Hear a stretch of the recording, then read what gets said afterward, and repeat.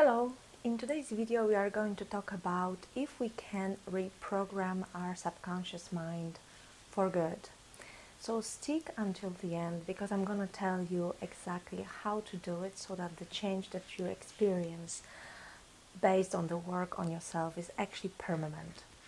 My name is Daria. Welcome to my YouTube channel where I teach you how to live happier and more purposeful lives through understanding the power of the subconscious and your mind. If you like this video, don't forget to leave me a like and subscribe to my channel. I post videos every Wednesday and they may change your life. Also, if you would like to book a session with me, below is the link where you can go and do it, and we can explore the power of your subconscious and make all the changes together. So now let's get into the video.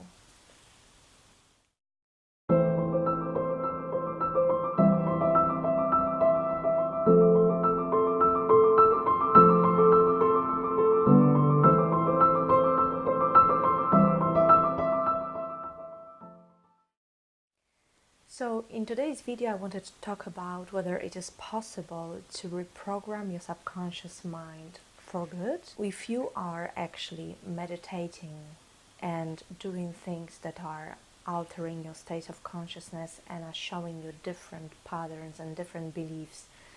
Is it a permanent change? Is your old way of being going to come back? What is actually happening there? And to which extent are we neuroplastic as human beings?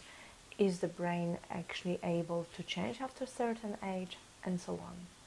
So, as a matter of introduction, I wanted to say that there was a research showed up in the 80s or 90s, and it was telling people that our brains actually take their final shape at the age of 35, I think, and after this, they actually downgrade. They are quite stiff. It's not possible to change them, and everything that we are about that age is going to be like this forever. And this is not entirely true. So in other words, this is the case if we don't do anything to change our beliefs, or to, for example, to change our beliefs or change our habitual patterns.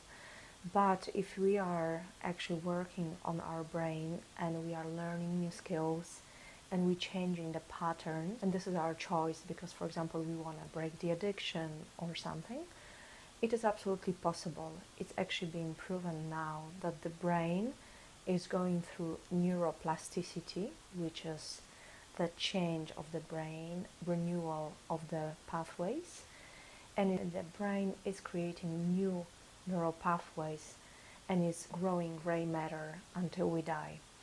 So we can absolutely reprogram our mind. But still, if we are going to do it, then let's not forget that our brain is actually changing constantly. So there's the same probability of us continuing to change, staying where we are, or actually going back to our previous beliefs, because the brain is changing, so it may as well go back. And to be honest with you, I see it a lot in my practice because the sessions that I have are very transformational on a subconscious level for the clients. So what's happening is that they are understanding from a very deep level, on a very almost like DNA level, why certain traumas, for example, happen to them, and they are able to position themselves in a different perspective, not like a victim, and they are able to break that perception of themselves, and they are able to move on from that trauma. And now what's happening is that after the sessions, the clients would very often ask, is this change permanent? Am I going to be like this? And so on and so on. They have a lot of hopes. And I would say that, but everything actually depends on you. And here I wanted to give you 3 tips how to actually make the change permanent forever. So tip number 1, I see people who change permanently are those who actually have desire and hunger for that change. So I don't see a lot of change in people who actually do not have strong enough why they should change or they would like to change. So there needs to be a certain level of desire that pushes you beyond your belief. There needs to be something out there that is actually more important to you to achieve, and you can only achieve it as this new person with a new identity. Because basically, when there is a change on the belief system level, it's almost like the change in your DNA. You are becoming literally somebody else. And from neurological perspective, that's exactly what's happening. So it's not an easy process because you've been yourself for 20, 30, 40, 50 years. And it's not easy to just become somebody else after one session, after a week of meditation, and so on and so on, just simply because you even remember your old self, and the old patterns are going to kick in. So here comes my number two point, is that it's at the end of the day a choice. So you have a conscious choice, because in the session or right after the session you are going to be shown how it is to be this new person holding a different belief about yourself, so holding this new identity.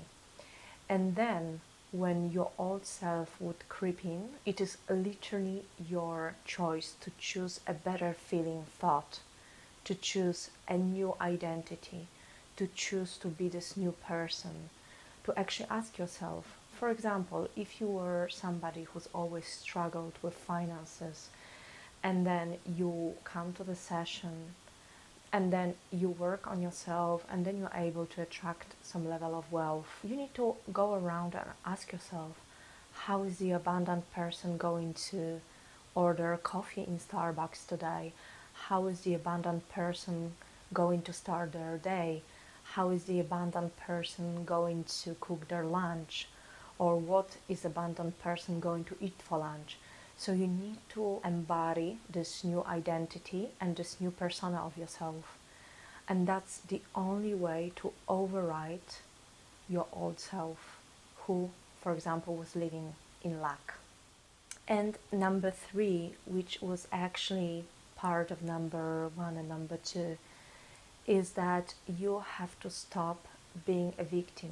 So you have to stop feeling and believing that what is outside is actually happening to you, and what is inside has no impact on your reality outside. So that's the definition of the victim. The victim is somebody to whom the life is happening, at whom circumstances are coming, to whom other people are causing certain things. So the victim thinks that they have absolutely no power over what is happening to them, and they have absolutely no power to impact their reality. While obviously the opposite is true. We are the ultimate creators of our reality. What we are creating all the time, at every second, everywhere. So basically, whatever you've got around you, you can just look around yourself and trust me, that's what you've created for yourself with all your thoughts, all your beliefs, all your desires. So in order to create something else, you gotta be changing your beliefs, and you gotta be changing from inside.